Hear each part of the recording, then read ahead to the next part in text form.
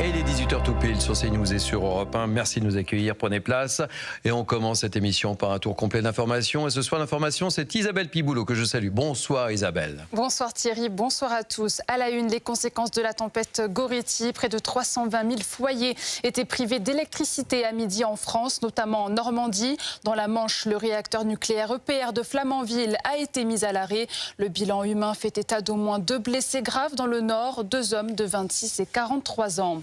Coup dur pour les agriculteurs français. L'Union européenne a donné son feu vert au Mercosur en dépit de l'opposition de la France. La FNSEA et les jeunes agriculteurs appellent à manifester le 20 janvier à Strasbourg devant le Parlement européen qui votera la ratification de l'accord sur le Mercosur. La ministre de l'Agriculture va s'exprimer dans quelques minutes. En attendant, les blocages continuent dans le pays. Je vous propose d'écouter Éric Labatte, représentant de la FDSEA de l'Oise. Les actions vont se poursuivre, nous sommes déterminés, nous souhaitons avoir demain une vision claire, précise pour l'agriculture de notre pays. Avec le Mercosur, c'est des produits qui vont rentrer et qui ne correspondent pas aux standards européens, aux standards français. Il est hors de question demain que nos exploitations continuent à subir des distorsions de concurrence, notamment sur des sujets comme des réglementations qui nous sont imposées. 3 surveillants agressés à la prison d'Aix-Luynes dans les Bouches-du-Rhône. L'un d'eux est blessé grièvement, mais ses jours ne sont pas en danger. Un détenu de 23 ans leur a porté plusieurs coups de ciseaux alors qu'il était entendu dans un bureau pour l'agression de son co-détenu. Il a été placé en garde à vue. Un détenu multirécidiviste. Écoutez les précisions d'Amandine Cordier, secrétaire nationale du syndicat UFAP-UNSA. Vous avez un détenu qui a à son actif de nombreuses agressions, des condamnations pour violence sur personne dépositaire de l'autorité publique, qui est initialement incarcéré pour des faits d'agression sexuelle en procédure criminelle. C'est un détenu qui a été incarcéré à Grasse, qui a été transféré à Avignon et qui est arrivé chez nous par mesure d'ordre et de sécurité en avril l'année dernière. Donc ça veut dire que c'est un détenu qui s'est déjà fait connaître pour des violences en détention, pour des faits de violence, que ce soit sur des agents, que ce soit sur des détenus, sur de la détention aussi de produits stupéfiants. Il a un palmarès long comme le bras, comme on en a beaucoup trop déjà. Hommage aux victimes de l'hypercacher porte de Vincennes après l'attentat perpétré par Amédi Koulibaly il y a 11 ans. Des personnalités, des responsables politiques et des membres du CRIF ont commémoré la mémoire des 4 otages assassinés en 2015. Écoutez le témoignage de Noémie, rescapée de l'hypercacher, au micro de Corentin Alonso et Malo Steiner. Ça reste un souvenir douloureux. Après, bien sûr, en 11 ans, on a fait du chemin. Je vais quand même beaucoup mieux dans l'ensemble. Mais ça laisse des traces qui s'effaceront jamais. Et c'est vraiment, ça fait partie de ma personnalité, ça fait partie de qui je suis. Et ça a changé aussi la façon dont je me suis construite. C'est très important pour moi de venir chaque année. C'est vraiment quelque chose que j'essaye de respecter absolument chaque année, notamment pour les personnes qui sont plus là, pour Johan, pour Yoav, pour Monsieur Saada et Monsieur Braham. C'est vraiment très très important de leur montrer ce respect et d'être présente.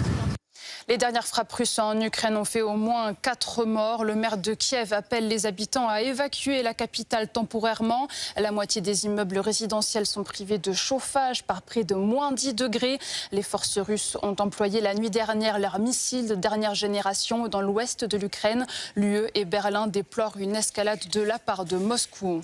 Et puis cela fait maintenant 204 jours que notre confrère Christophe Glaise est détenu en Algérie. Le journaliste français a été condamné en appel le 3 décembre dernier à 7 ans de prison. CNews et Europe 1 réclament sa libération immédiate et sans condition.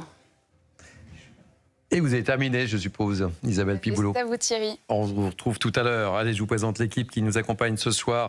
Laetitia Guinan est avec nous, journaliste suisse. Bonsoir, Laetitia Guinan. Merci d'être avec nous ce soir. Christian Flaech, ex-directeur de la police judiciaire de Paris. Bonsoir.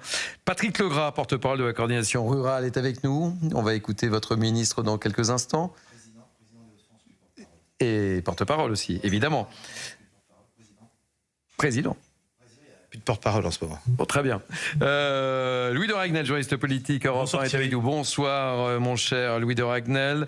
Franck Delvaux, président de l'UMIH Paris-Île-de-France, est avec nous.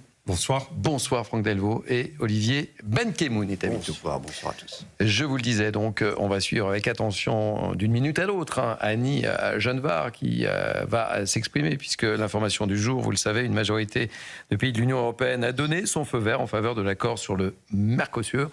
Patrick Legras, c'était quasiment pas une surprise. J'allais même pas dire une demi-surprise, même pas un quart de surprise, Patrick Legras. La nouvelle ministre, nous, on l'a surnommée idée fixe, donc au moins c'est clair. En fait, elle parle bien, mais elle n'a pas changé d'un iota, rien ne s'est passé. C'est désolant, parce que normalement on avait dit que ça serait acté le 12, mais tout était organisé pour que les ministres passent des bonnes vacances de Noël sans trop de manifestations. Non, c'est dramatique, on vend notre pluralité agricole, on vend nos agriculteurs à l'agro-industrie brésilienne de déforestation avec un bilan carbone catastrophique, mais ça, il ne faut pas l'entendre ou il ne faut pas le dire, je ne sais pas. Moi, j'aime bien, on a eu pendant longtemps Madame Pannier-Runacher qui nous a parlé de la COP, tout ça, tous ces beaux discours, et sur un coup de crayon, on bousille tout et on va flinguer, parce qu'il n'y a pas d'autre mot, on va flinguer nos personnalités, nos saveurs. J'étais juste avant vous avec le président des restaurateurs. Il a eu la même analyse. On pousse les chaînes. J'ai rien contre, on pousse les chaînes de consommation. Et à la fin, j'ai pas pu m'empêcher de dire, vous vous souvenez, l'aile ou la cuisse, c'est notre génération, et je pense qu'on va le vivre. On est en train de le vivre. C'est dramatique. Le fait que Emmanuel Macron ait annoncé hier qu'il ne voterait pas, que la France ne voterait pas, vous l'avez analysé comment ? Parce qu'on se souvient de sa déclaration, de sa prise de position au Brésil. Vous savez que le peuple, vous l'avez vu avant, le peuple agricole est combatif. Donc nous, dès qu'on a su ça, puisqu'il fallait pas qu'il y ait la signature, on s'est retourné, on a contacté des avocats et on a envoyé un courrier à Monsieur le Président qui a dit, puisqu'il ne le votait pas et qu'il semblait être contre ce dossier du Mercosur, on a les moyens aujourd'hui, justement, avec les aspects toxiques qui vont être amenés avec la nourriture, aussi bien la viande que les produits, les matières premières, pour attaquer ce Mercosur qui ne répond en rien aux efforts qui ont été faits non seulement par les agriculteurs, mais par la société, au niveau écologique, au niveau traçabilité et au niveau, médical. Parce qu'aujourd'hui, ce qu'on va donner, les bœufs aux hormones et tout ça, qu'on va ramener en France, je pense pas qu'on le voudrait, non seulement pour nous, mais pour nos enfants. Donc on va lui donner, et avec cet après-midi, je m'en suis occupé ce matin, et ça a été très très rapide, parce qu'il fallait au moins faire la démarche avant que ce soit annoncé, on a des avocats qui vont attaquer l'Europe pour dire, vous ne pouvez pas accepter un contrat qui ne correspond pas à la valeur de ce qu'on a mis en place depuis des dizaines d'années, aussi bien dans nos pays respectifs qu'au niveau de l'Europe. Alors tout à l'heure, je recevais un collègue de la FNSEA, et je lui disais, et maintenant, qu'est-ce que ça va être quoi, la suite, pour vous? Coordination. Maintenant, comme j'ai dit, on a gagné la bataille de Paris. On nous avait promis que ça ne serait pas, qu'on n'y arriverait pas. Maintenant, après la bataille, on va engendrer la guerre contre le Mercosur, parce qu'on n'acceptera pas. Je dis bien, on n'acceptera pas. On a tous des enfants, et comme on dit souvent, on ne crèvera pas en silence. On travaille à la fois pour nos exploitations. Moi-même, j'ai un fils, c'est pour qu'il se batte, c'est pour qu'il soit agriculteur et qu'il vive de ce que vous pouvez mettre dans vos assiettes. Donc, comme je l'ai dit, Réveil des terroirs, c'est une association qui va prendre tout le monde, les restaurateurs, les boulangers, les bouchers, et on va peser, et on voudra peser sur un monde politique, en fait, aujourd'hui, qui fait fi de ce que demande. Moi, j'ai vu ce matin, vous m'avez expliqué, 80% des consommateurs soutiennent les agriculteurs. Mais soutenir comment ? Moi, j'ai toujours des promesses, ça nourrit pas un veau. Vous voyez, ça, c'est des termes de l'agriculture. Donc là, on nous dit oui, on va, il faudrait. Non, alors le scoop en plus, le 24 décembre, on nous a remis une couche de traçabilité sur l'enregistrement des produits phytosanitaires en France. Et bien, ce budget qu'il soit fait pour les produits du Mercosur, même le 24 décembre. Donc vous avez compris, on nous dit depuis 15 jours, on va s'arranger, et on en remet une couche la veille du réveillon. Votre opération s'appelle donc, vous avez lancé Réveil des terroirs. Réveil des terroirs. Franck Delvaux, en tant que président de l'UMIH Paris, vous en pensez quoi? J'en pense, je vous disais tout à l'heure, on est solidaire avec le mouvement. Vous savez, aujourd'hui, il y a 25 restaurants traditionnels qui ferment par jour en France. On est devenu le terrain de jeu des grandes chaînes de fast-food. Voilà. Ils s'amusent chez nous en France. Et quand vous entendez une enseigne célèbre avec un peu de jaune, je ne vais pas la nommer. Oui, on va éviter parce qu'on est obligé de citer toutes les marques. Voilà. Donc on va peut-être éviter. Qui dit « Je vais devenir le bistrot de village en France » et quand le ministre de l'époque du tourisme ne réagit même pas, c'est scandaleux. Il fallait réagir immédiatement, dire non, c'est pas possible. Combien de street food, on parlait tout à l'heure de l'argent de la drogue, on sait très bien, ça sert à blanchir. Il y a combien à Paris, dès qu'un restaurant ferme, un magasin ferme, c'est un street food qui ouvre.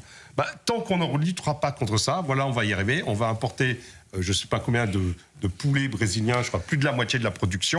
Est-ce qu'on n'est pas capable en France de produire des... Ah non, mais attendez, c'est un sketch. Non, alors c'est 120 000 tonnes de poulet, mais sur le bœuf, les gens qui négocient, ils sont tellement bons qu'ils connaissent pas la différence entre 100 000 tonnes de carcasse et 100 000 tonnes de produits finis, type aloyaux et roast beef. C'est-à-dire qu'aujourd'hui, les 100 000 tonnes d'aloyaux et les 100 000 tonnes de roast beef, c'est équivalent à 250 000 tonnes de carcasse. Et ça, je le sais par les gens qui négocient.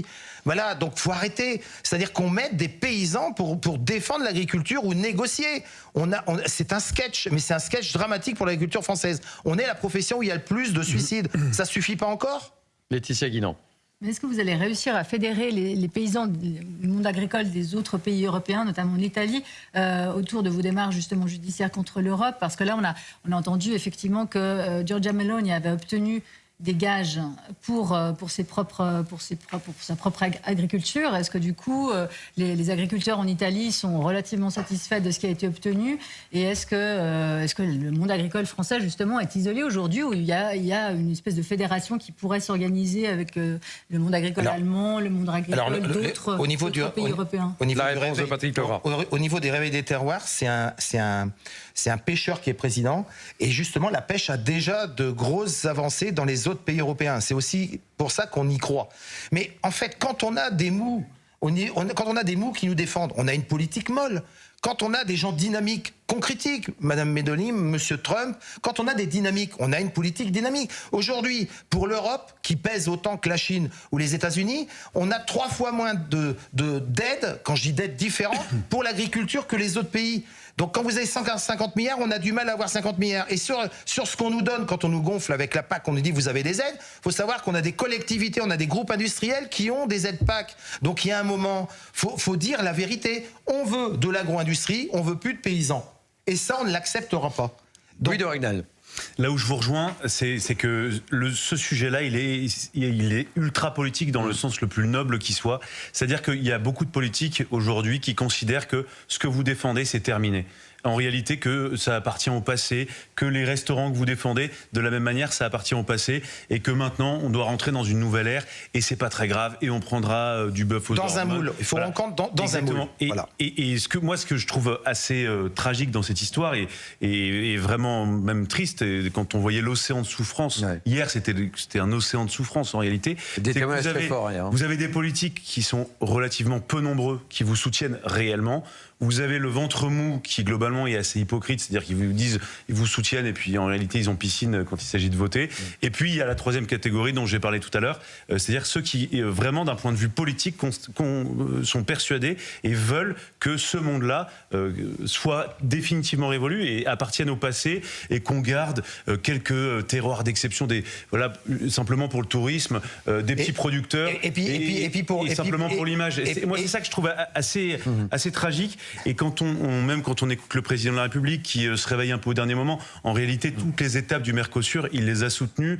Et c'est simplement parce que vous avez résisté, parce que vous êtes descendu dans la rue, qu'à la fin, il a été contraint et forcé de dire que la France s'opposerait au traité. Les amis, je vous propose de marquer une pause sur CNews et sur Europe 1 parce qu'on doit retrouver incessamment sous peu Madame Genevard qui doit prendre la parole. On marque une pause et on poursuit nos échanges sur Europe 1 et sur CNews. À tout de suite.